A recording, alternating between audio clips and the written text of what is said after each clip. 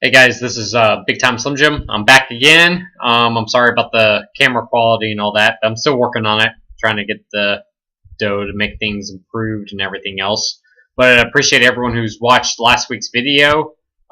We did okay with some of the picks. Like I said, I mentioned quite a bit of people to kind of give you who to play. I'm not going to give you the exact lineup per se, but I try to give you the best picks I can.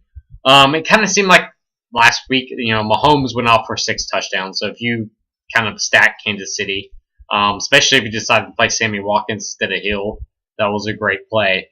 But it was kind of a weird week so far. The football season's come, first full circle, and it's been kind of weird so far. But we're into week 3, and so we kind of know a little bit on what teams are good or bad against what. But it also depends on the people they played. So it's still early, but we're starting to get a little bit more stuff that we can say, okay, this is this is that, and we can go with that. But as I start this, I'm going to go back to the lineup, and I'm going to start with quarterback. Chalk this week, so if you're playing cash, is Jimmy Garoppolo and Patrick Mahomes. That's the game everyone wants to target. Everyone wants to have a piece of that game. Both quarterbacks are going to be highly owned. Probably both of them be in the top. Mahomes for sure. Garoppolo probably for sure. But they'll probably be in the top 4. So 2 of the top 4 quarterbacks owned this week is probably Garoppolo and Mahomes. Mahomes is 7,000 on DraftKings. So he's the second highest quarterback. I think he's first on FanDuel. I don't play as much over there, but I believe he is. There's going to be some regression that comes with Mahomes. Yeah, there is. He's not going to throw 10 touchdowns every 2 games like he has this season so far. This is a great matchup. The 49ers pass defense is horrible, so it's the fun line. To me, because of his high ownership, I'm not playing him as much. I will have a lineup with Mahomes because I cannot fade the guy totally. So I play a lot of single entry tournaments. I probably will have one of those tournaments with Mahomes on it, but more than likely I'm going cheaper. Because even Garoppolo is 6,500. He's the 4th highest quarterback on DraftKings. So it's the fine line. I'd rather, if I was trying to go Garoppolo, I'd rather just pay the 500 for Mahomes because I think Mahomes will have the better game. My only problem is if Kansas City does go up early, they'll just run the ball because San Francisco, I don't think is all as great as everyone thought coming into the year. So I think Kansas City could go up big and they just run it with Hunt. And we can get to him later. But those 2 plays, I just don't know. The same thing with Kirk Cousins. He's kind of sandwiched between the 2. He's going to be kind of higher owned. He has a great matchup. Don't get me wrong. Buffalo stinks. But even Dalvin Cook got rolled out. So we have Latavius Murray that's going to be starting in his place, and we can get to running back later. I think they just will go defense and run the ball because they're going to be up big. They're 17-point favorites in this game against Buffalo, and it's unheard of. It's a 17-point favorite. It hasn't happened in years. So, you could go that route. Drew Brees is always a cash game play. He's always high owned. He's 6,400. He's the 5th price quarterback. He had a down week last week. He only put up 17.6. So I'm liking a Breeze kind of Thomas stack. I'm not as high on Kamara this week. There's some cheaper options. I like some receivers this week. But Breeze, of all the bunch I've mentioned, Breeze is probably my favorite so far, to be honest. You could go Carson Wentz, right? But the question is how is he going to play, right? It's his first game back. With J.J. and Darren Sproles out, he's going to have to lean a lot on Corey Clement and Nelson Aguilar, right? I don't think he's going to be all that high owned because everyone's scared, and even me included, of anyone coming off an injury, especially of his severity. Um, but he's going to be kind of thrust into it and be asked to pass because they don't have anyone else. They don't have anyone else to kind of run between the tackles. I mean, Corey Clement's not the biggest guy in the world, and neither is Wendell Smallwood. So I can make a case because he's going to be really low owned. I can make a case for Carson Wentz. The Colts defense is not very good. So I can make a case for him. He's cheap enough. He's 6,200 on DraftKings, so I can make a case for it. And then I'm not going to do Deshaun Watson. The Giants defense is better than what you think. It's really the Giants offense that stinks, especially their offensive line. But their secondary is better than what people think they are. Eli Apple's improved greatly. Ja'Joris Jenkins is not a bad play. So, those two are going to kind of be on Fuller and Hopkins, and I just don't know about that play. I love his running ability, but I'd rather go 100 cheaper and go Cam Newton. Cam Newton has a better matchup. I love Cam this week. He's one of my favorite plays other than Breeze. He's been running the ball a lot more than, he ran it 13 times last week. So 58 yards and a touchdown. Or in week 1, I should say. He only ran it 5 times last week, but he had 42 yards. He put up 31 DraftKings points. I think this game is a sneaky shootout against the Bengals. So I love Cam Newton this week. He's going to be a little higher up, but not too much. I think he's, going to fall a little behind the Mahomes and Garoppolo and even Breeze. And, a lot of people might play Cousins and stuff like that. So he's going to get some traction, but I love the play. Another guy that no one is talking about that has a great matchup, who a lot of people are playing the running back in this game because of it, is Jared Goff. He's going against the Chargers. If you watch any video, no one has mentioned Goff, right? I mean, he's about averaged 20 DraftKings points a week so far this season, roughly, between week 1 and 2. Okay? 5,900 against the Chargers, right? Against the Chargers pass defense, who rank toward the bottom of the league. They're ranked 26th right now in opposing quarterbacks. Why wouldn't you give Goff a look? Because a lot of people playing Gurley. A lot of people might play Brandon Cooks or a couple of the receivers.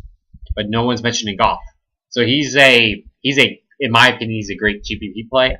I don't know his per upside. I mean, he had some big games last year. So can he be capable of 30? Yeah, I think so. So that's where I'm kind of leaning on quarterback a little bit. And like I said, I'm going to try not to make this article as long as usual. But those are kind of the plays I kind of like. If you're going cheaper, Matt Ryan is facing a bad secondary so far this season. I don't think they're as bad as what they started off. It's 2 weeks in. But he's 5,700. That game is going to be high scoring, but it's also going to be owned. Just know that Matt Ryan is going to be owned in tournaments. So I like him in cash.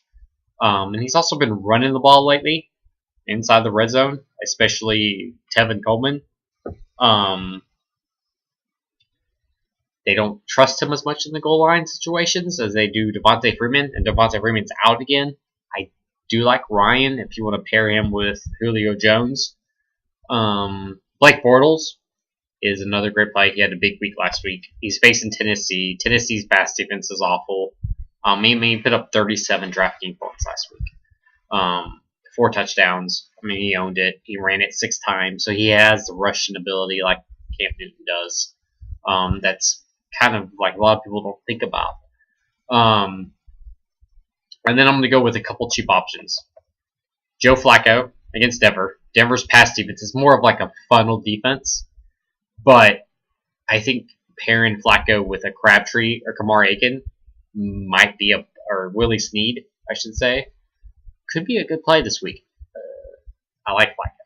And then I like Dak Prescott. Seattle's defense is not the Legion of Boom anymore.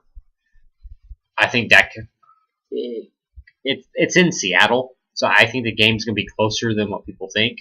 It's going to be a close game. But I think he does okay. I mean, he didn't do great. He got 15 DraftKings points, but he's 5,100. He's one of the cheapest starting quarterbacks for Sunday, other than maybe Sam Bradford, and I wouldn't really recommend him. So I think Dak could have a good game at 5,100. He's been running the ball. We saw it last week. He ran the ball quite a bit against the Giants. He ran 7 times for 45 yards. I think he can throw for 2 and run for 1. He really could have a 3-touchdown game in this. So I really think that he's in play this week at 5,100. He's going to be low owned. No one's going to play him, especially in Seattle. People still think that defense is rough, and I like that play. So those are kind of my options at quarterback. Running back, we'll get to it as I'm probably going extreme on time. I'm 10 minutes in. All right, so I'm okay. Running back, I like Gurley. I like Kamara, but I like Thomas better. If I was playing the two, I'd rather go Michael Thomas. He's just been dominating the share for New Orleans. New Orleans doesn't have another receiver, and I know Kamara pretty much falls in line of that, but the receiving core outside of Thomas, it's not good. So Thomas has been seeing tons of targets. 13 targets last week, 17 the week before. The guy's a monster. Breeze loves him. He's got 28 receptions in 2 weeks. It's crazy. Kamara's a great play. I like Gurley because I think that game's going to be. I like Gurley. I guess you could go Kamara for GPPs. Gurley, I love for cash because he has a floor. He's going to get you around 30 almost every single week. It's just that's how it's going to be. So there are some injuries to monitor, right? So we have Latavius Murray. Dalvin Cook's been rolled out. He's going to be popular. On DraftKings, it's a little more of a reach. Not too much. But they do have him priced at $5,800. He's not coming at a $4,000 discount, which I kind of like, to be honest, because if he was $4,000, he'd be chalked everywhere, and then you have to debate if you're playing him or not. So $5,800, it's kind of like, okay, do I play him? Do I not? My fill-in is, are they going to play him a whole? Minnesota's going to run all over Buffalo. So are they going to even? It depends on how much they even utilize Murray. If the game stays closer than what we think, he's a great play. But if it's a total blowout, he may not even get as many carries and receptions as we think. So it's kind of like there's some guys I like cheaper, to be honest. So Murray kind of falls in the line of, I don't know, because a lot of people is going to be on him because of that injury. Because really everybody else in between him, I know that Devontae Freeman's out. So I know Tevin Coleman is priced up this week. He's almost like 2,000 higher than he was last week. He didn't do great. He did okay, but he didn't do great last week, so a lot of people won't be off of him. I think he's a good GPP play, just because of his price. His price is $6,400. There are people I kind of like better. I like Kareem Hunt, and it scares me. But if it scares you in GPPs, then you're doing GPPs right, because he had 18 attempts last week and only 75 yards. He has 1 reception all year. That's my only downside. I'd like him more in FanDuel just because it not matters about receptions as much because he hasn't been catching the ball at all. 1 reception in 2 games is horrible.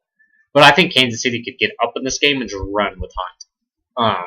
It's impossible. I'm not loving the idea, but I'd rather play Hunt at $200 more than Murray this week. It's just ownership. But there's guys I like cheaper. I like Kenyon Drake against Oakland.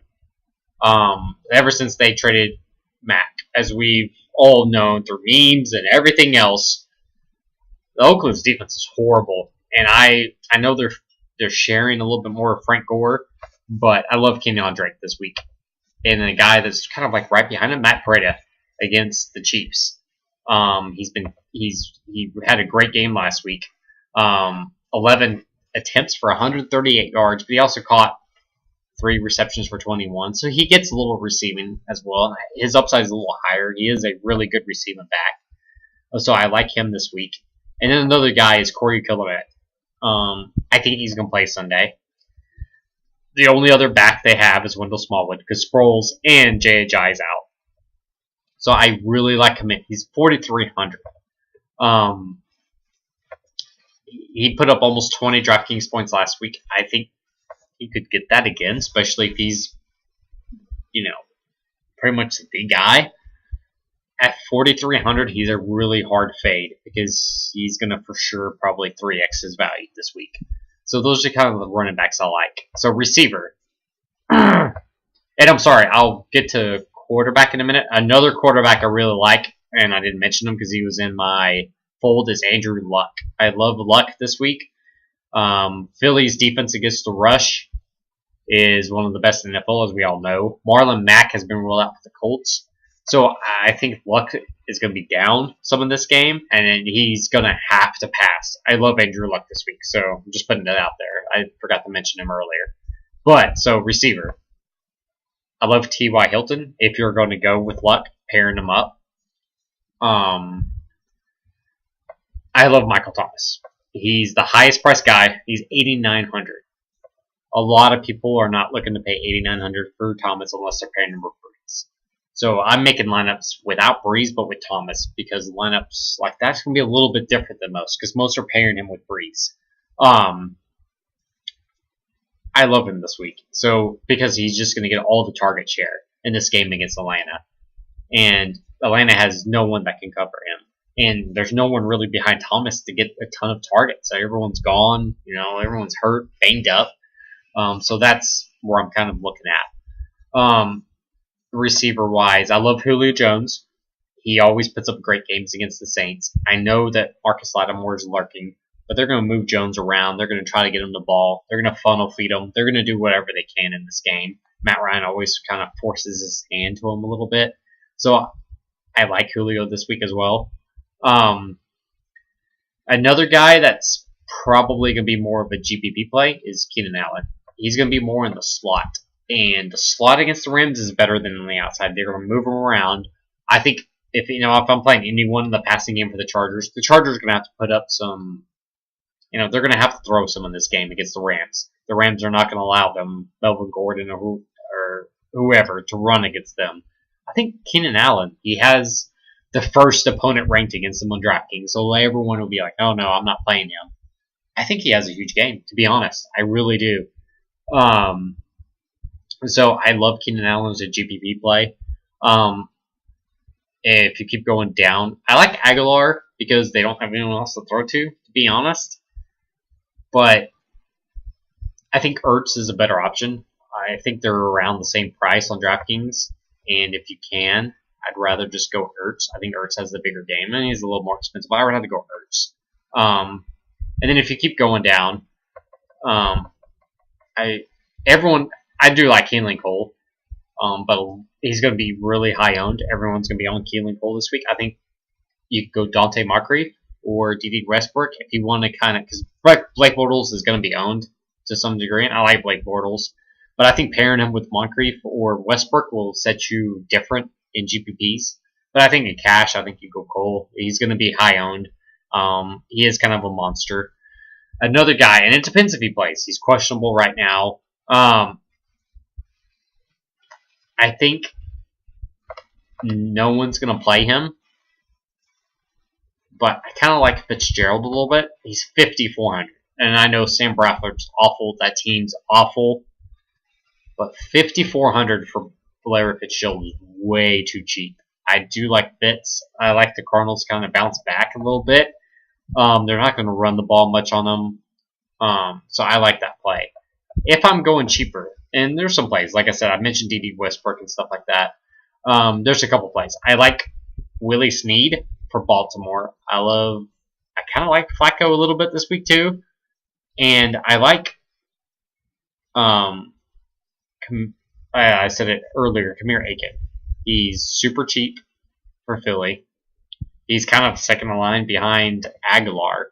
I think they're going to throw just because of, the matchup. They don't have anyone to really run against the tackles. He's only played one game. He's had 6 targets. He got 5. And that's with Foles kind of struggling for a little bit, half of that game against the Bucs. And I think Wentz will do a little bit better job. I think Kamir Aiken could be he's 3,500. He's bare minimum pretty much on DraftKings. I think he could be a great play. I love him this week. And so we're going to go to tight end. So tight end, you have a couple cheaper options. I like Ian Thomas this week. And let me type it in and pull it up real quick. But he hasn't done much He hasn't done much. But he's filling in for Greg Olsen. All right, so he caught 2 targets for 10 yards last week. I was trying to pull it up to get the exact total. But the Bengals are one of the worst opposing defenses to tight ends. They're actually the worst. I like Thomas this week. I mean, he's 2,800. He can let you do some stuff on your lineup. The chalk is going to be George Kittle. And I know everyone's talking about, oh, he's going to be low-owned after last week. He's going to be high-owned again. He's facing one of the worst defenses to tight ends because their corners are great. So I would be hesitant to play. If you're playing Garoppolo, you have to play Kittle. I do not see any way possible any of the receivers get open this week because Kansas City's corners are great. So they're going to have to feed Kittle a lot. He's going to be high-owned, but he very well could have a great game this week after he kind of let everyone down last week. And I love Ertz. I love Kelsey. If you're going to pay up, I love that. But I think I'm paying down this week a lot. I like Will Dissly, and I'll get to the Cowboys defense later, who I like. But Russell Wilson has no one else to throw the ball to other than Tyler Lockett. And so Will Dissly is going to see tons of targets in this game because they're not going to be able to run the ball. I know he's only had 5 targets total, but he's had a TD in every game so far. So Russell Wilson's looking to him like crazy. So I like him as a play. I also like Austin Hooper. He caught a touchdown last week. He's been involved a little bit, so I do like him as kind of like a cheap play. I'd rather go Ian Thomas, though, if I was doing it. And one guy, if you're paying up a little bit, kind of in the middle, he's going to get lost in the shuffle just because of his price, is Evan Ingram. He had a great game last week against the Cowboys. I mean, he put up almost 20 DraftKings points. Eli Manning, as we know, cannot stand in the pocket for that long. So I think he's going to look to Evan Ingram often. And Houston's not good against the tight end. And so I love Evan Ingram. He's going to be low-owned. He's a great GPP play. And that's pretty much it for tight end. I'm mostly going cheap. If I'm paying up, I'm going Ertz. Just in that game, I love him. And then defense. If you're spinning up, it's the Vikings. It's not even close. If you have the money, just play the Vikings. If you're going cheaper, if you're thinking, oh, who do I play?